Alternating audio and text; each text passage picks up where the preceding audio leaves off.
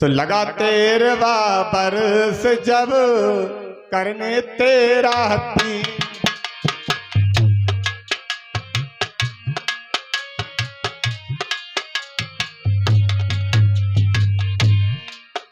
और होनी होती है अमित इसमें मेघ नदी।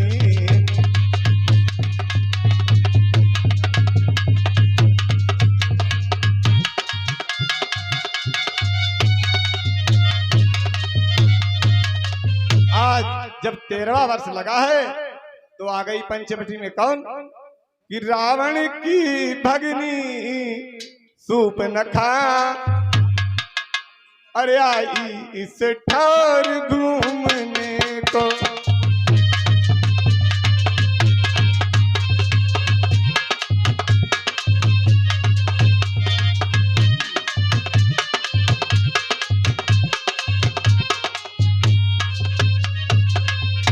मानो प्रणवीर निकट पहुंची, मानो प्रणवीर निकट पहुंची, असुरों की आयु जूझने को।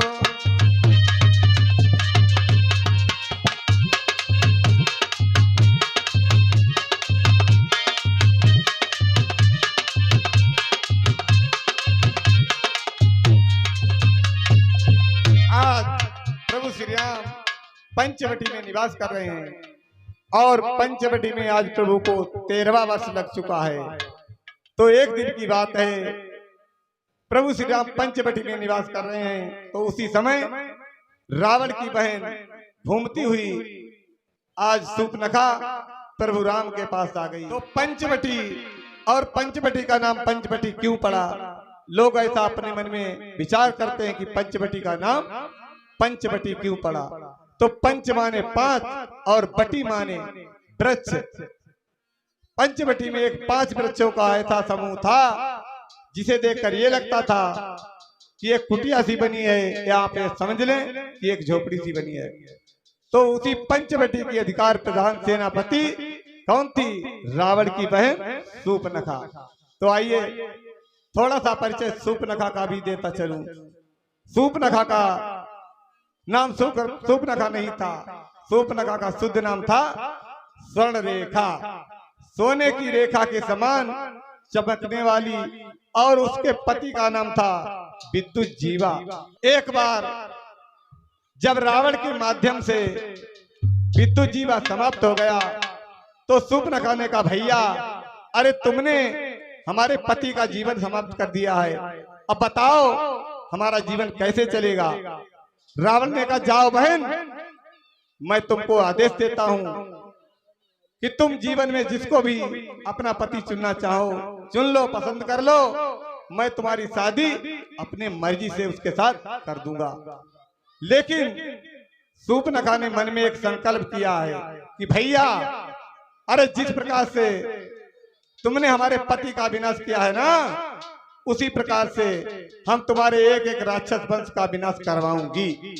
मगर कोई सूपनखा को ऐसा साथी नजर नहीं आ रहा था कि जो उसकी मदद करता। तब तक सूपनखा को यह मालूम पड़ा कि प्रभु राम ने भी ये संकल्प किया है कि मैं पृथ्वी से राक्षसों का विहीन कर दूंगा, और इधर सूपनखा ने संकल्प किया है कि मैं राक्षसों से पृथ्वी को विहीन करवाऊंगी। तो दोनों के मत, दोनों के संकल्प एक हो जाते हैं। आज सूपनखा पंचवटी में प्रभु राम के सामने आती है। प्रभु श्री राम पंचवटी में निवास कर रहे हैं। उसी समय वहां पर रावण की बहन सूपनखा घूमती हुई आ जाती है, और सूपनखा आई और प्रभु राम से कहने लगी कि हे राम न जाने क्या जादू, अरे मैं तुमसे ही कह रही हूं, हे राम न जाने हाय क्या जादू, साबली तुम्हारी सूरत फेरा।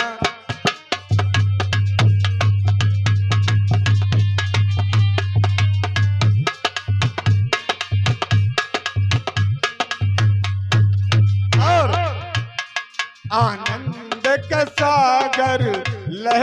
लहराता, आनंद का सागर लहराता, मोहनी तुम्हारी मूरत पे आनी।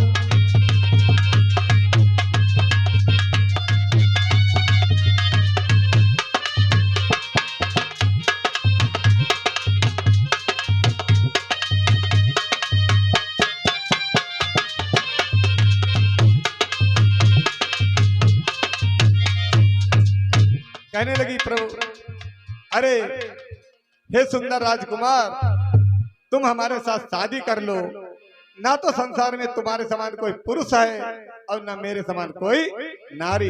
हमारी तुम्हारी जोड़ी बहुत ही सुंदर रहेगी। प्रभु राम कहने लगे कि हम कुंवारे नहीं विवाहित हैं, फिर एक नारी व्रत रखते हैं।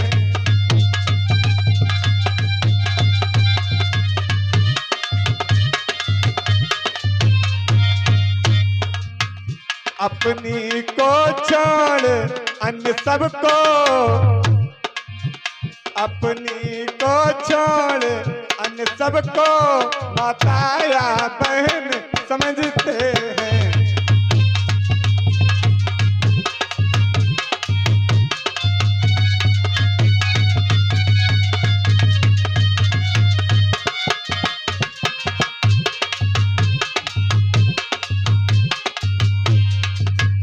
प्रभु श्री राम कहने लगे, हे सुंदरी, मेरी तो शादी हो चुकी है, क्योंकि ये मेरी भार्या सामने ही है, तुम इसलिए यहाँ से चली जाओ। राम जी से फिर कहने लगी क्या कि राम जी से कहने लगी, राम जी से कहने लगी, अरे रावण की बहिनिया की हमारी तुम्हारी जोड़ी,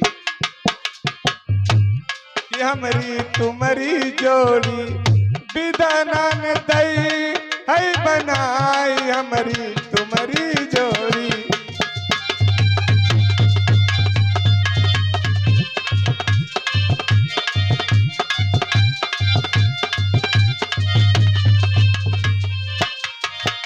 हमारी तुम्हारी जोड़ी विधान दई है बनाई, हमारी तुम्हारी जोड़ी।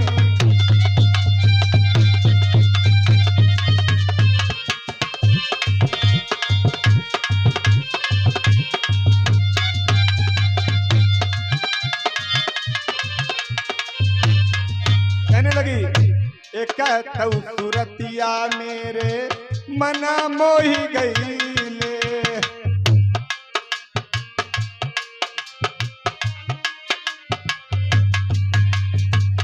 एक सूरतिया मोरे मना मोही गई ले, तू जी अबही मोरी शादी नहीं भइले।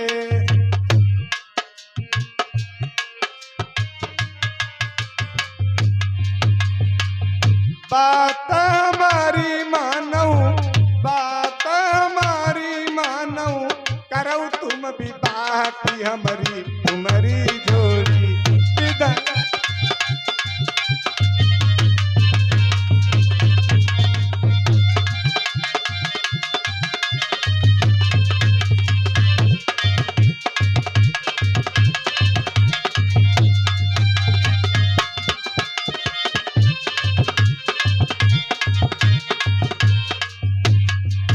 तो प्रभु राम सीता की ओर देखते हैं, तो सीता ही चिताई कहिया प्रभु बाता, आई कुमार मेरे लघु भ्राता।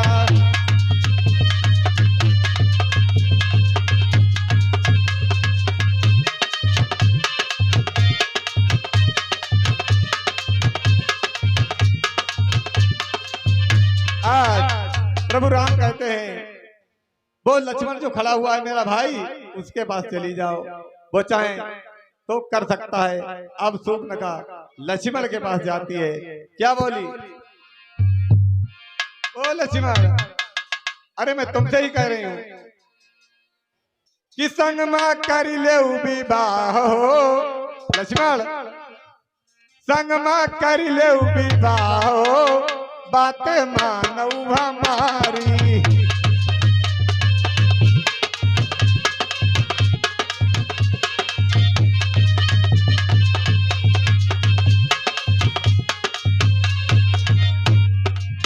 संग में कर ले विवाह हो, बात मानो हमारी।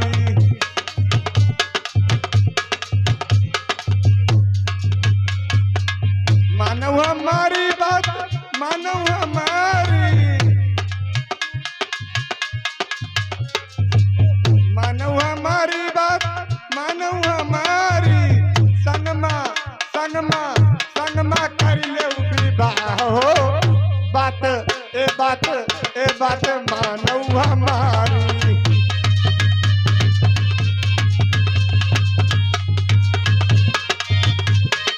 ओए होए होए लक्ष्मण,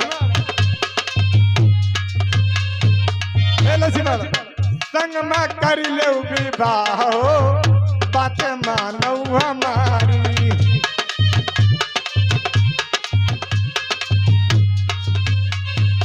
सूर्पनखा की बात सुन करके लक्ष्मण कहने लगे, अरे लक्ष्मण कहने लगे कि सुंदरी, मैं तो बड़े भैया रामचंद्र जी का दास हूं और दास सेवा के अलावा और क्या कर सकता है।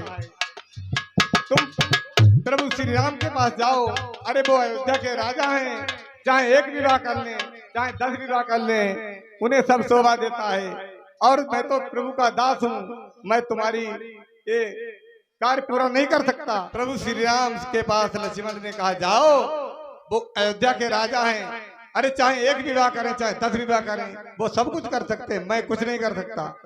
सूर्पनखा फिर जाती है राम के पास और राम से कहने लगी, राम अरे तुम ही कर लो ना, 2 हो जाएंगी तो क्या होगा, अरे हम 2 रह लेंगी। तो आज राम से क्या कहती है कि बाके हैं नैना तुम्हारे प्यारे, नैना तुम्हारे।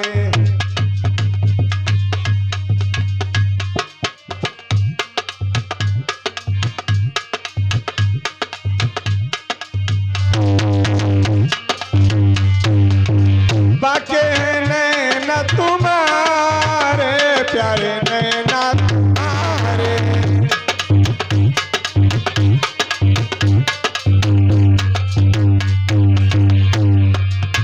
और सुंदर रूप अनुपम सुंदर,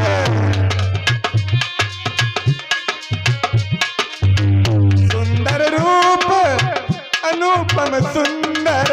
काहे ना भरत प्यारे, प्यारे नैना मारे।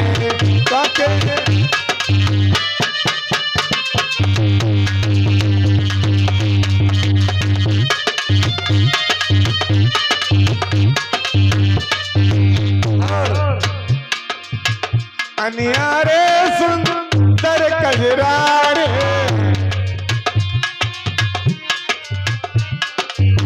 अनियारे सुंदर कजरारे। करत कटाक्ष करारे, प्यारे नैना तुम्हारे।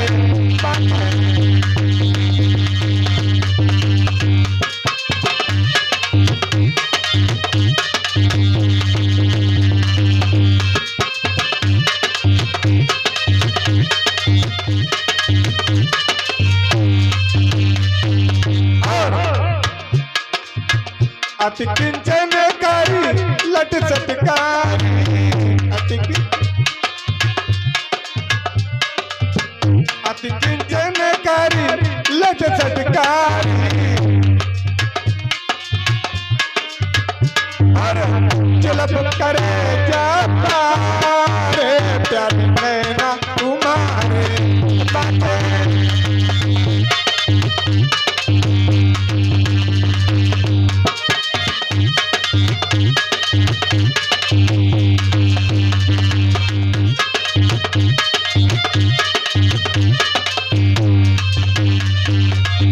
बाके नैना तुम्हारे प्यारे, नैना तुम्हारे।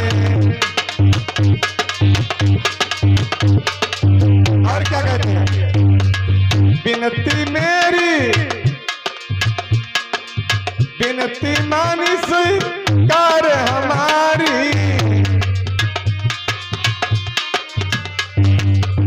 बिनती मानी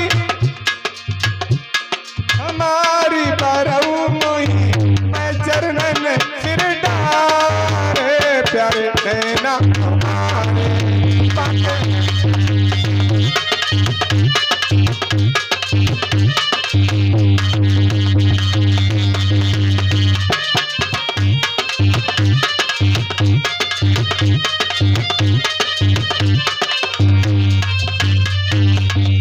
प्रभु राम कहने लगे, अरे सूर्पनखा, मैं तुम्हें पहले ही बता चुका हूँ कि कभी एक म्यान में तो तलवारें नहीं रह सकती हैं। मेरी शादी हो चुकी है और फिर तुम मेरे पीछे क्यों पड़ी है। आज सूर्पनखा से प्रभु राम समझा रहे हैं कि जाओ लक्ष्मण के पास चली जाओ, वो कर सकता है लेकिन मैं नहीं कर सकता हूँ। आज सूर्पनखा फिर जाती है, कहने लगी, ओए होए लक्ष्मण, तुम ही मान जाओ ना, मान जाओ लक्ष्मण। कहने लगी कि मैंने छोड़ दिया लंका का द्वार लक्ष्मण तेरे लिए,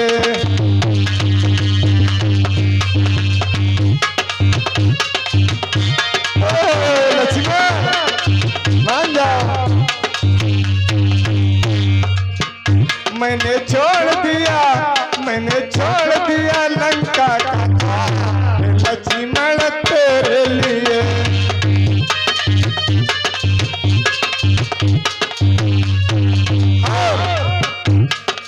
अरे भैया छोड़ो, मैंने दूसर का छोड़ो,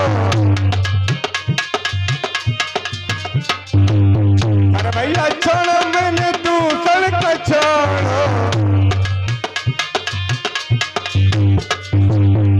मैंने छोड़ दिया प्रसिरा का तेरे लिए।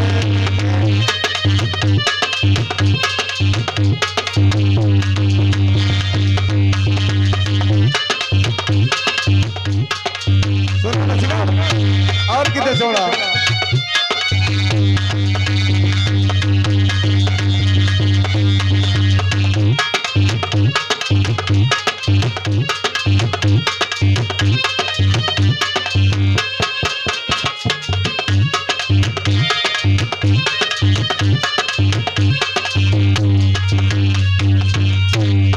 सखियों को छोड़ा, सहेलियों को छोड़ा,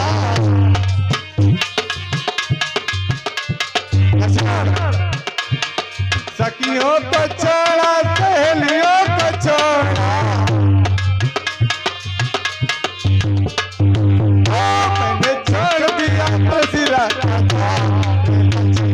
तेरे लिए।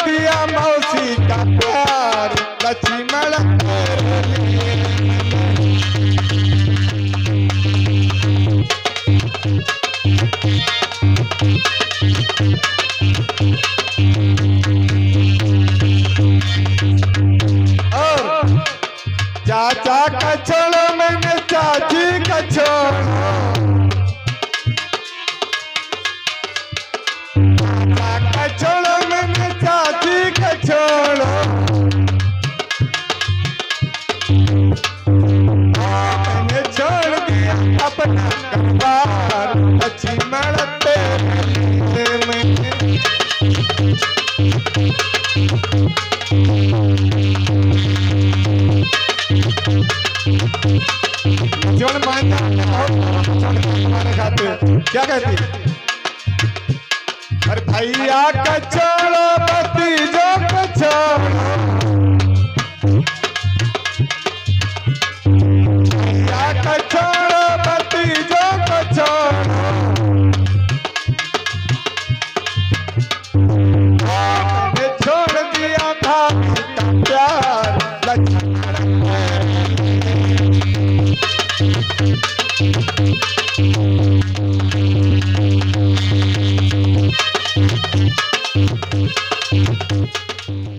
सूर्पनखा लक्ष्मण से आज तरह तरह से प्रयास कर रही है। लक्ष्मण से आज बहुत फैलाने की कोशिश कर रही है।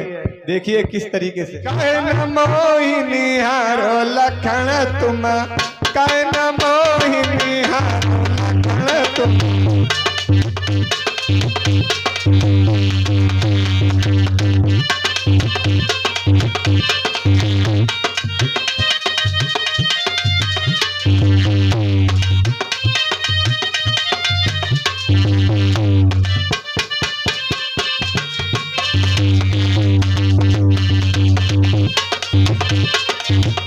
कहन मोहिनी हारो लखन तुम, कहन मोहिनी हारो लखन तुम।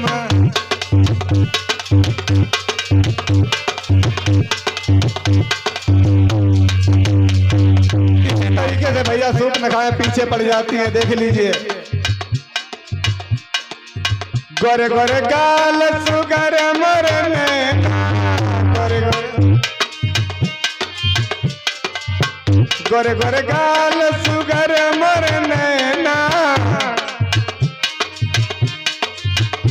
और मन में तनिक विचार लखन तुम, कहन मोहिनी हारो लखन तुम।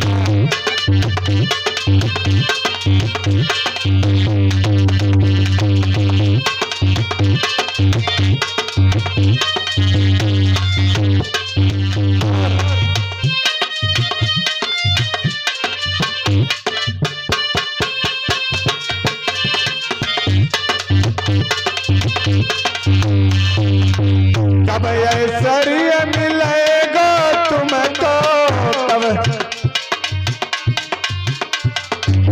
कब ऐश्वर्य मिलेगा तुमको, और सब हित होई तुम्हारा लखन मोहिनी हारो लखन तुम।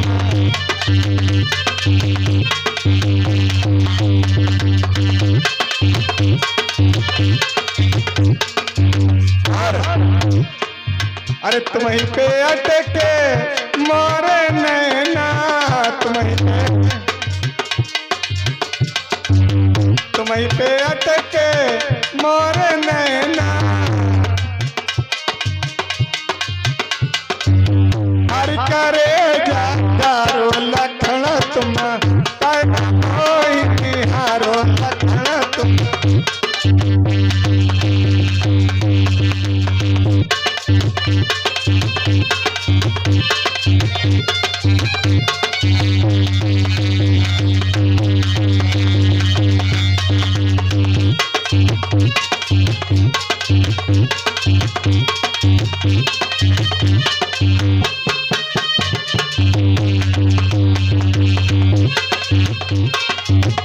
लक्ष्मण मान जाओ ना।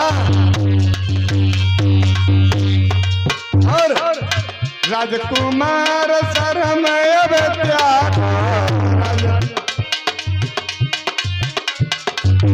राजकुमार शरमय त्याग,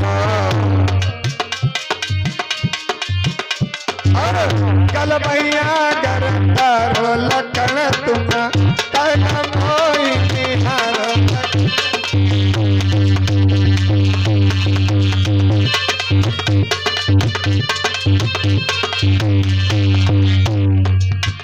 इतना प्यार करती हूँ तुमसे,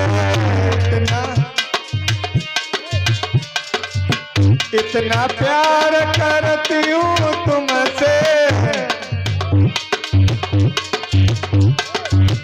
तब तुम पटता हो लखन तुम, कहन मोहिनी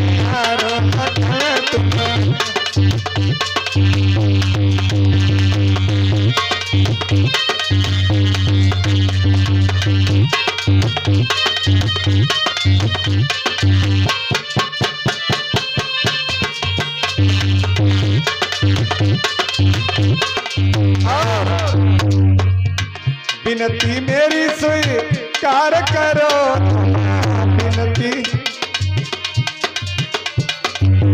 बिनती मेरी स्वीकार करो तुम,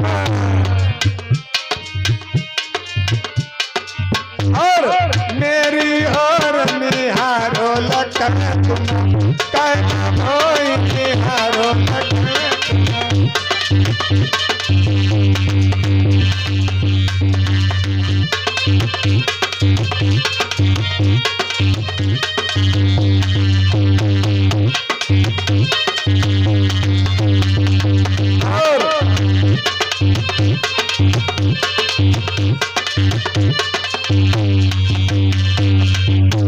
तुम्हारे चरणन की अदासी, मैं तुम्हारे चरणन की दासी, अब न मोहि बिसारो लखन तुम, मोहि बिहारो लखन तुम।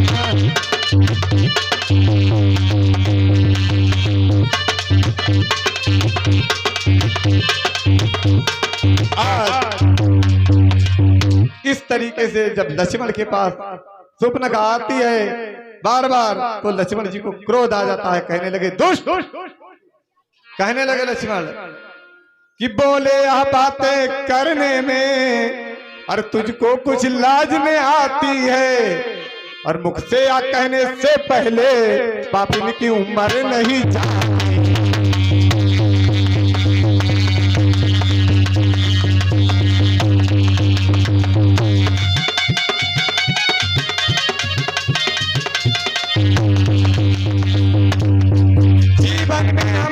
प्रथम बार इतनी निर्लज देखी लड़की है, दिवस आज का बड़ा अशुभ, सम्मुख आई ऐसी लड़की।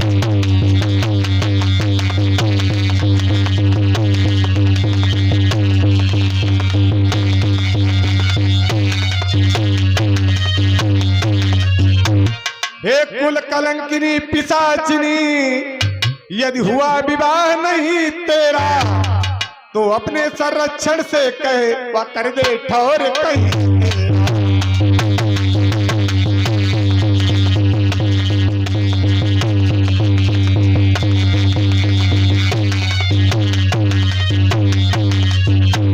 यदि विवाह हो चुका है तेरा, तो जान निज पति की सेवा कर, और वही आराध्य देवता है, उससे ही सुख की आशा कर।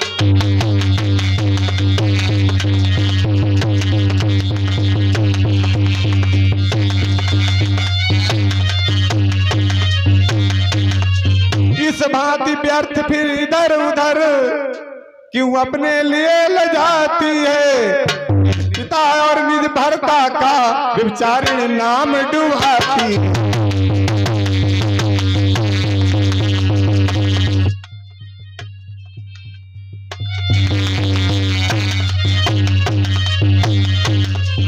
लक्ष्मण की बात सुनकर के शूर्पणखा ने मन में सोचा, ये तो बड़ा उपदेशक है, मालूम पड़ता ये नहीं मानेगा। तब सोचा उसने इससे तो गल सकती दाल नहीं अपनी, और ये तो पूरा उपदेशक है, बदलेगा चाल नहीं अपनी।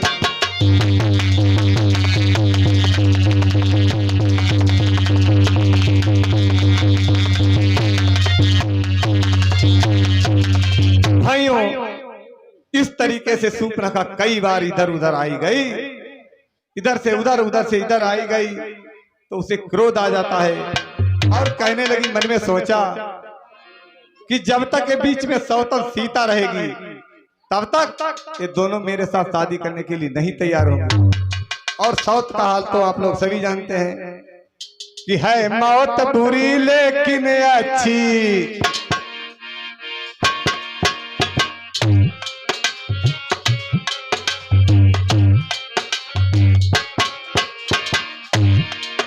है मौत बुरी लेकिन अच्छी, कई बार तो आती है,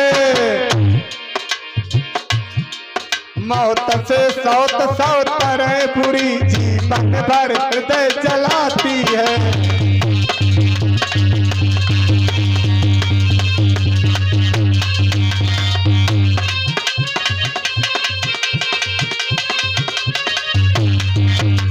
भाइयों, इस तरीके से शूर्पणखा मन में विचार करती है कि सीता को जब खा जाऊंगी, जब सीता समाप्त हो जाएगी, तब ये दोनों हमारे साथ शादी करने के लिए तैयार हो जाएंगे। इसलिए क्या करती है, अपना बड़ा विकराल रूप बना लेती है और सीता जी की ओर जैसे ही दौड़ती है कि सीता मैं तुझे खा जाऊंगी, खा जाऊंगी। तो लक्ष्मण कहने लगे, प्रभु राम कहने लगे, लक्ष्मण अपना पूरा पिछला जो वादा है वो पूरा कर लो। तो आज लक्ष्मण कहने लगे, शूर्पणखा इधर आओ। तो शूर्पणखा चली जाती है, कहने लगे कि तुम क्या वास्तव में हमारे साथ शादी करना चाहती हो? तो शूर्पणखा कहने लगी हाँ। शूर्पणखा मन में सोचती है कि सीधी उंगली से घी नहीं निकलता है। आज लक्ष्मण जी से कहने लगी, लक्ष्मण जी कहने लगे कि खैर कोई बात नहीं, तुम शादी करना चाहती हो? तो कहने लगी हाँ। आज लक्ष्मण समझाते हैं कि देखो हमारे यहाँ शादी के कुछ नियम हैं। तो शूर्पणखा कहती है क्या? तो लक्ष्मण कहते हैं देखो, दुल्हन के सिर पर मौरी बांधी जाती है और दूल्हा के सिर पर मोर बांधा जाता है, और हमारे तो बनवासी मोर वैसे ही बंधा हुआ है। लाओ मैं तुम्हारे मौरी बांध दूं। आज मौरी का झांसा देते हुए लक्ष्मण जी क्या करते हैं, नाक और कान दोनों काट डालते हैं।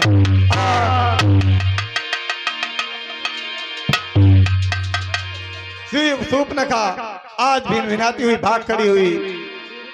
आज और भाइयों, जरा एक विचार करने वाली बात है कि आज लक्ष्मण ने शूर्पणखा के नाक और कान ही क्यों काटे? आप लोग छोड़ ध्यान दें कि ये लक्ष्मण पूर्व जन्म में कौन थे? लक्ष्मण जी पूर्व जन्म में शेष जी महाराज थे और शूर्पणखा शेष जी महाराज की धर्मपत्नी नागिनी थी। भाइयों, शूर्पणखा जे शेष जी महाराज की धर्मपत्नी थी उस जन्म में।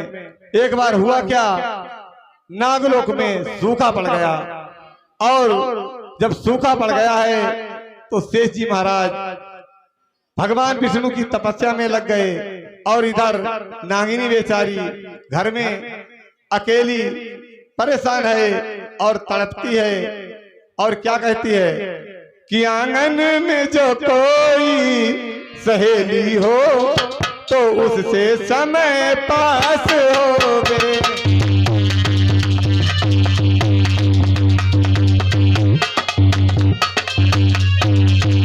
पति की कुछ बात संग में हो तो पति की बात खास होवे।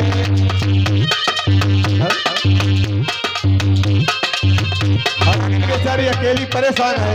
महाराज शेष जी भगवान विष्णु की सेवा में लगे हुए हैं। आज नागिन बहुत परेशान है, और अगर सावन का महीना है, नागिन बहुत परेशान है। अगर सावन के महीने में भैया बहन के यहाँ नहीं आता है तो बहन परेशान हो जाती है कि अगर मेरे भाई तुम नहीं आए तो मैं आज याद करती है बहन अपने भैया की किस तरीके से कि मैया के जाए लाल बीरन तेरी समय पड़े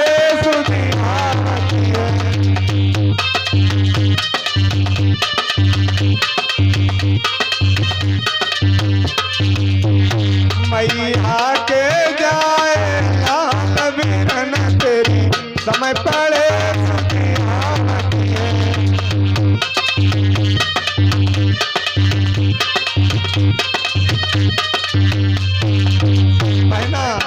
भाई की याद करती है सावन के महीने में, और जिन भक्तों के बहन ही नहीं है तो उनके दिल पर क्या बीतती होगी। कैसे दिया भाई होरी दीवारी बिरना होरी दीवारी,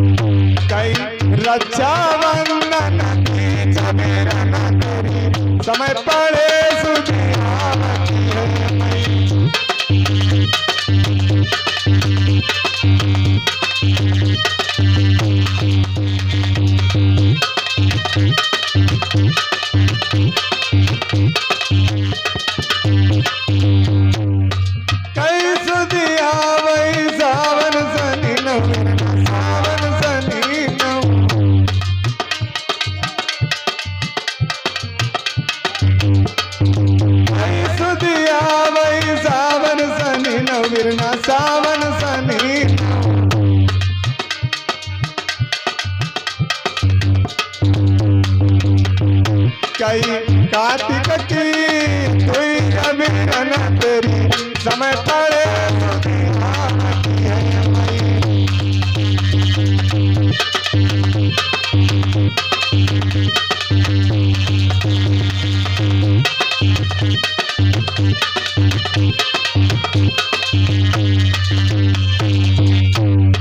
कई सुधिया भय और भी है, भय और भी है।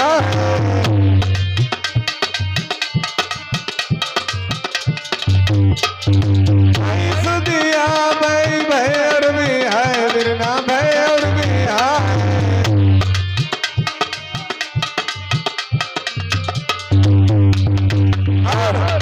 कई मंडप वाले रोज बिरन तेरी समय पड़े सुधियावती है।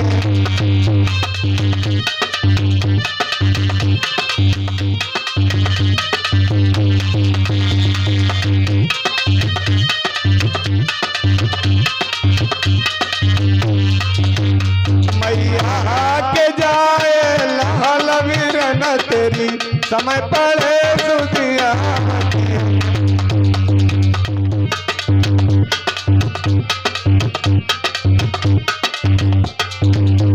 तो वही सावन का महीना आ गया भक्तों, और नागिनी अपने पति के वियोग में तड़पती है। क्या बतलावे, ये हमारे भैया खुशीराम 11 मुद्रा समर्पित कर रहे हैं, भगवान सर्वदा कल्याण करे। सावन का महीना है और नागिनी तड़प रही है कि हमारे प्राणनाथ नहीं है। अगर सावन का महीने में हमारे प्राणनाथ होते, सखियां झूला झूल रही हैं, मैं भी खुशियां मना लेती। सावन अब बीता जाए, रही रही मोर जिया घबराए, आधी सताबई प्राणन नाथ की।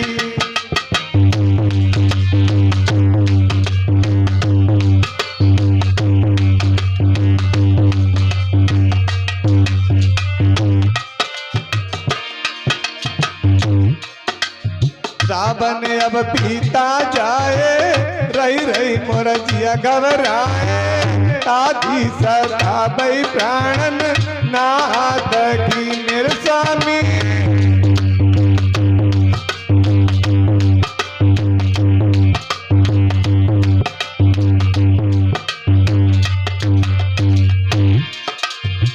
सावन महीना महीना आई गयो,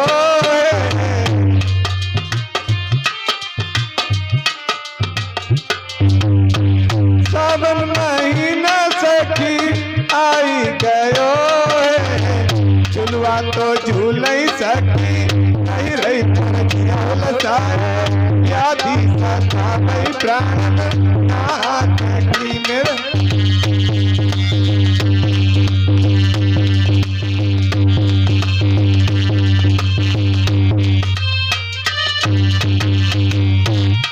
नागिनी अपने पति के याद में बड़ी परेशान है। और भैया धीरे धीरे समय बीतता गया। एक संबर नाम का नाग महाराज शेष जी के यहाँ आया जाया करता था। धीरे धीरे उस नाग ने नागिनी को अपने प्रेम जाल में फंसा लिया। अब तो भैया दिन बहुत चैन से बीत रहे हैं। क्या कहती है नागिनी, अरे डारी गले गल बहिया सोई जाए, दोनों प्राणन प्यारे हैं।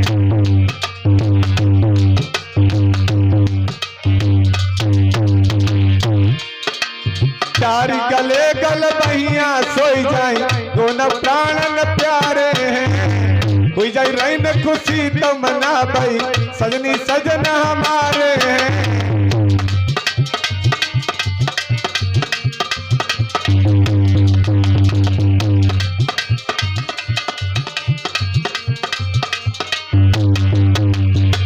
भैया बहुत खुशी से समय बीत रहा है, क्योंकि राजा जब चले गए थे महाराज, तो संबर नाग के जाल में आज नागिनी फंस गई। उसी समय क्या होता है भाइयों, राजा भानु प्रताप शिकार खेलते खेलते महाराज शेष जी के यहाँ पर पहुंच गए। और देखते क्या है कि नागिनी और वो संबर नाग बड़े प्रेम से बैठे हुए हंसते बतलाते हैं। आज महाराज शेष जी मन में विचार करते हैं कि मेरा मित्र इस समय घर पर नहीं है और ये दुष्ट नागिन इसने तो कुल में कलंक ही लगा दिया। बड़ा क्रोध आ जाता है। क्या करते हैं महाराज कि चाबुक तलीन तत्काला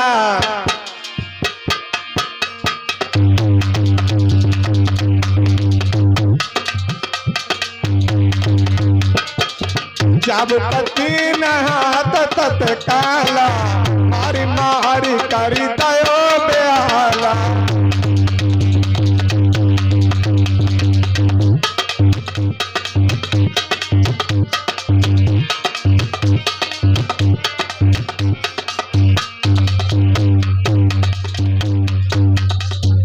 बड़ी तेजी के साथ 2-4-6 चाबुक लगाए। अब कहने लगी नागिनी अरे भैया अब ऐसा कभी नहीं होगा। आज महाराज भानु प्रताप कहने लगे अरे दुनिया में नारी भाई वो मरी जा भाई कुल मजते भाई ताग लगाई।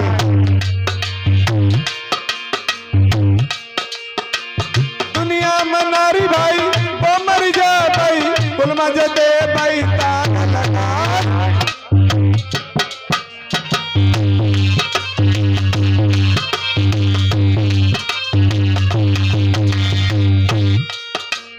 दुनिया में सुता भाई तो मरी जा भाई माता पिता ही तो कतई जाए।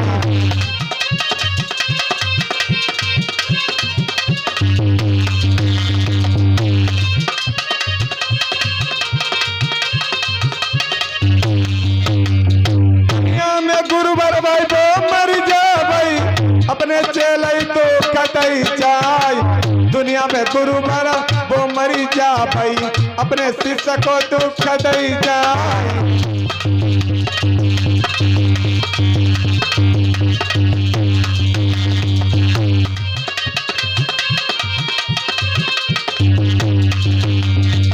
आज नाना प्रकार से फटकारते हुए राजा भानु प्रताप वहां से चल दिए।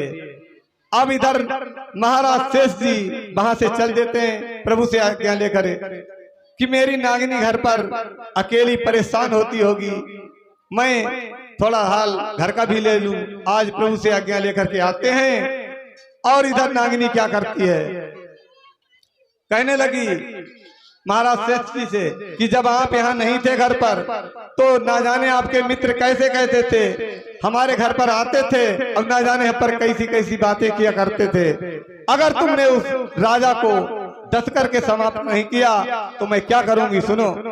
खाई जहर मर जाऊंगी खाई जहर मर जाऊंगी बोली पति से बचनिया।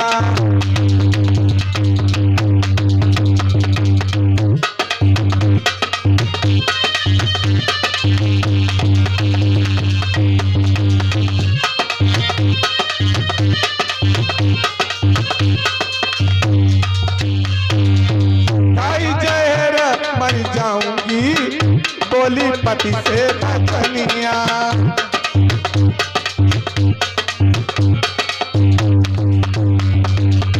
पति से बचनिया बोली पति से बचनिया। पति से बचनिया बोली पति से बचनिया। खाई जहर मर जाऊंगी ए बोली ए बोली ए बोली पति से बचनिया।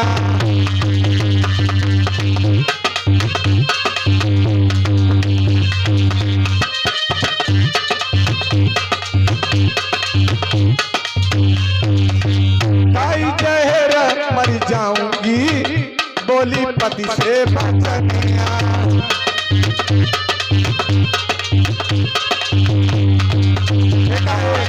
राजा भानु प्रताप को जब क्रोध आता है और महाराज शेष जी कांप गए। कहने लगे अरे दुष्ट मेरा दोस्त ऐसा कभी नहीं कर सकता है। और नागिनी कहने लगी तुम भी नहीं मान रहे हो। क्या कहती है जीव ही सुनी है राजा की बोली मानो डोली बन गई ले होली।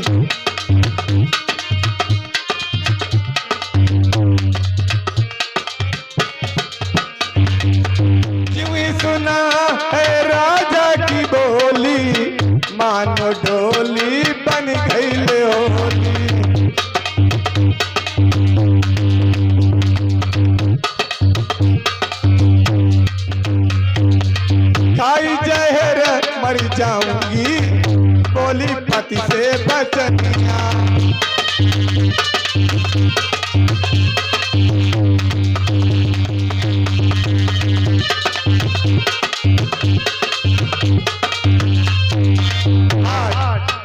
महाराज शेष जी कहने लगे, सुन नागिनी, अब मैं डायरेक्ट जाकर के अपने मित्र से पूछूंगा, अगर कोई तेरी कुछ गलती हुई तो सुन ले। कहने लगे, मैं डायरेक्ट जाकर के पूछूंगा, अगर तेरी कुछ गलती हुई तो सुन मैं क्या करूंगा।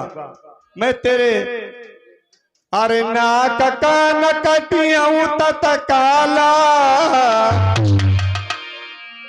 हमारी मारी करी तयो बेहारा।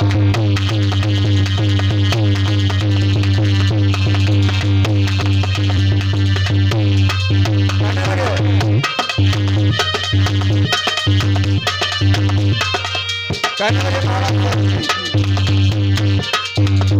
अरे गलती तो रोई जो बाला, नक कान कटियाऊं तत काला।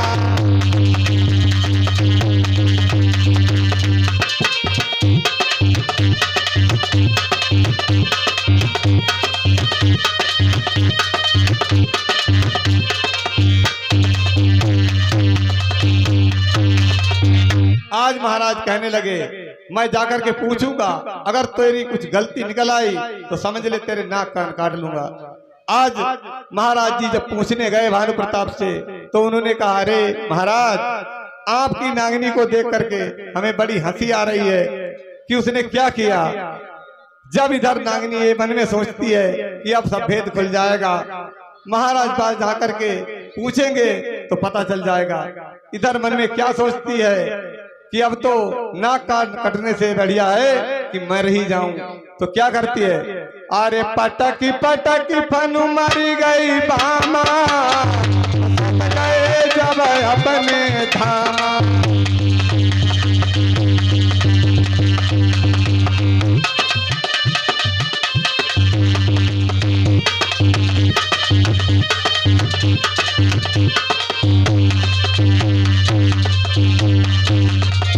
इधर जब शेष जी महाराज लौट करके आते हैं तो देखते क्या, नागिनी मरी पड़ी है और वही नागिनी अगले जन्म में आकर के सूर्पनखा बनती है और हमारे महाराज शेष जी लक्ष्मण बनते हैं और राजा भानु प्रताप रावण बनता है।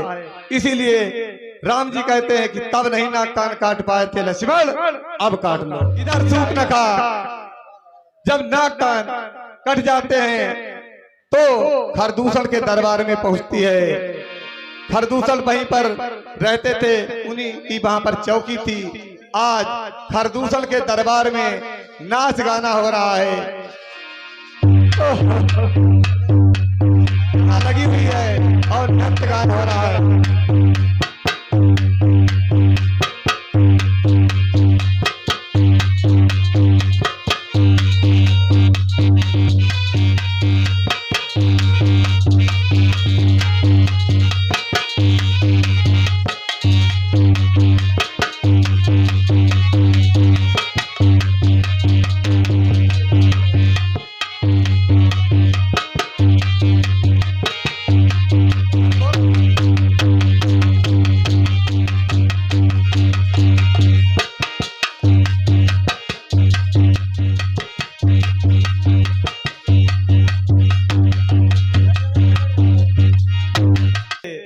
खरदूषण का दरबार लगा हुआ है और तभी वहां रोती हुई सूर्पनखा आ जाती है। कहने लगी, भैया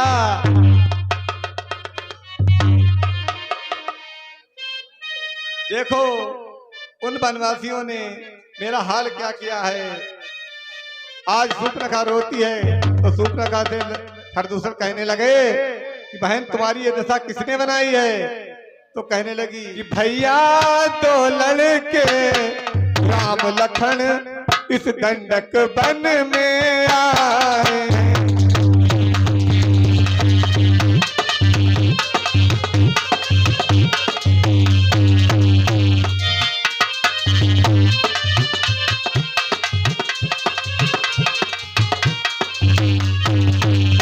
हमरा एक सीता नामी तुम्हारी नारी लाए हैं।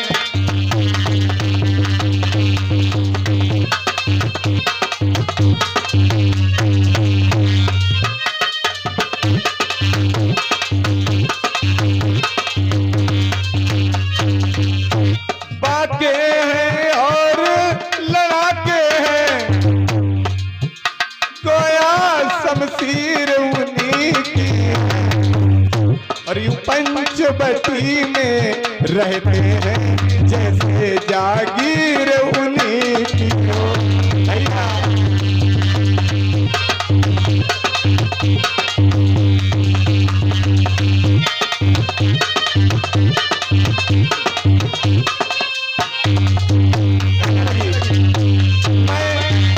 मैं उधर अचानक निकल गई,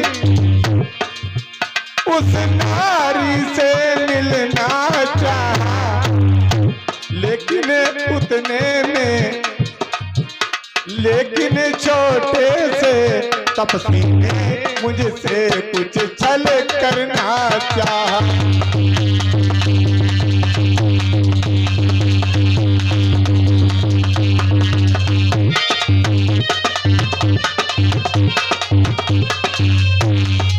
कहने लगी छल करना चाहा, तो सुप्रणखा कहने लगी हाँ भैया हाँ, जब मैंने तेरा नाम लिया तो उसने मुझको दी गाली, और फिर मेरे कान कतर डाले और मेरी नाक काट डाली।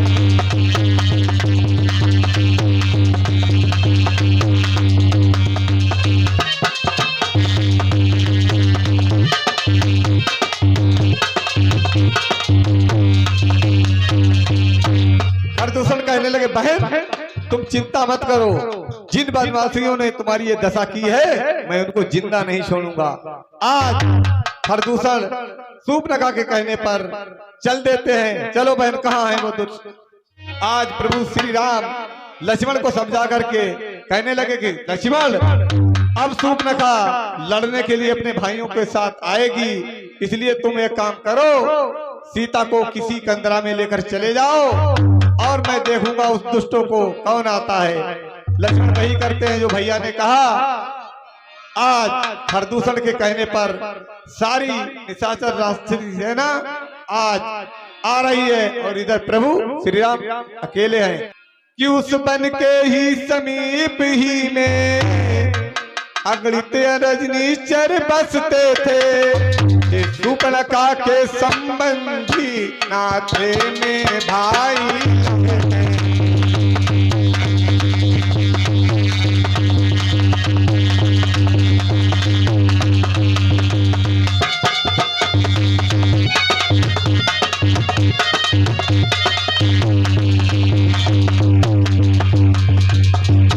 खरदूषण त्रिशिरा तीन वीर वरदानी और यशस्वी थे, रावण के संगी साथी थे उनके ही कुल साथी।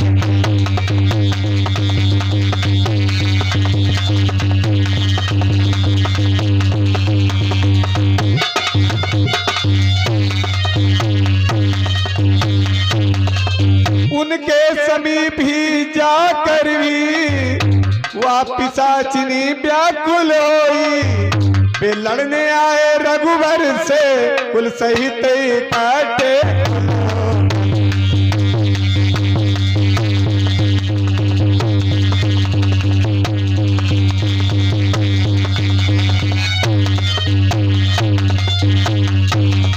आज खरदूषण कहने लगा अरे बालक तू यहाँ क्यों आया है, क्या तूने मेरी बहन की ये दुर्दशा बनाई है? अगर कोई धनुषधारी होता तो मैं उससे अपनी गदा चलाता, इस बच्चे पर मैं क्या करूं?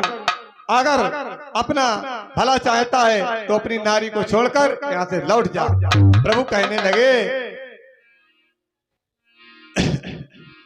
खरदूषण की बात सुनकर के आज प्रभु कहने लगे अरे मूर्खों, तुम यहाँ युद्ध करने आए हो या बकने? अगर तुम में लड़ने का ताकत नहीं है तो वापस चले जाओ, और हम पीठ दिखाने वाले पर कभी प्रहार नहीं करते हैं। अगर अपने जीवन चाहते हो तो लौट जाओ।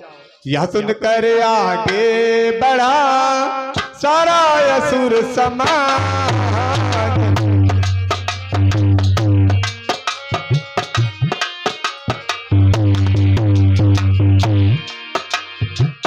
धनुष बाण ले कर चले इधर राम रघुनाथ।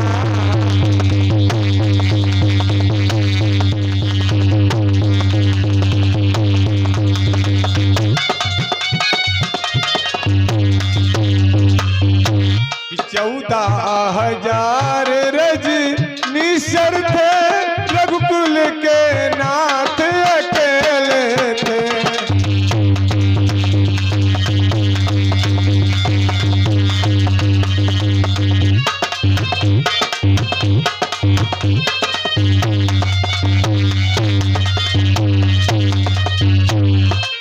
लीलाधर अपना खेलिया, कुछ प्रकट रूप में खेले थे।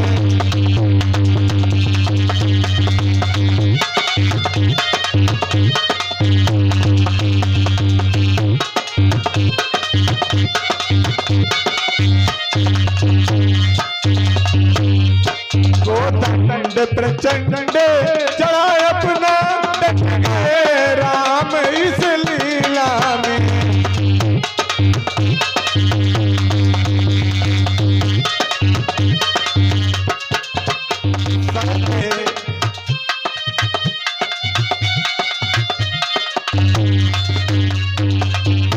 सरथे या बिजली के टुकड़े, तेरी खुशी से भेद करते।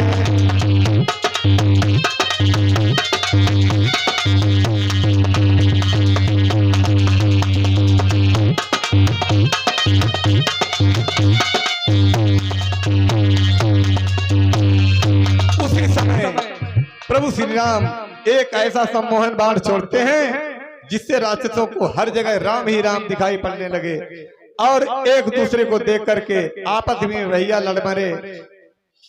प्रभु श्री राम ने जिस समय बाण छोड़ा तो वो आपस में ही लड़ने लगे, क्योंकि उन्हें राम दिखाने लगे हर जगह। किरण नहीं तेज या रवि का था, जिससे तब फटता जाता था।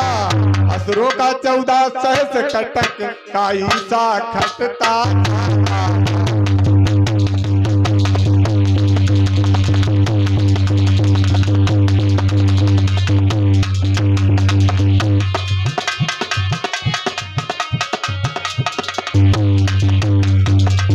खरदूषण त्रिशिरादि सब पड़े हुए थे मौन, विश्वम्बर से जर कर जय पा सकता कौन। कि हे जन दुख हारी अवतारी है, पार न शक्ति तुम्हारी का।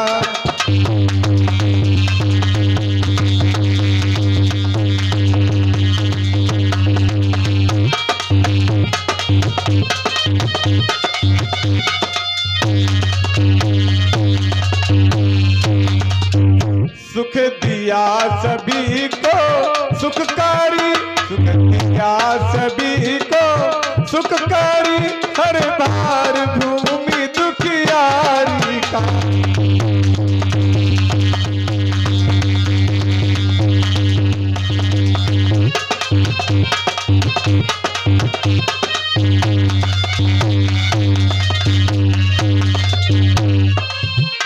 तुमने जो आज अकेले ही 14 सहस्र को मारा है।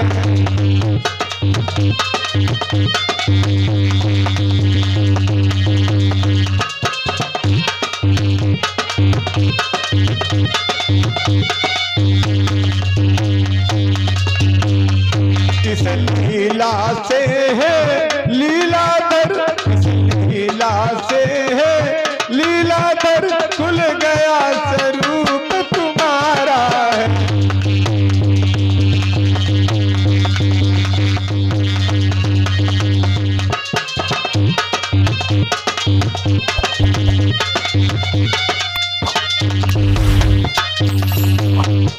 इस तरीके से खरदूषण समाप्त हो जाते हैं।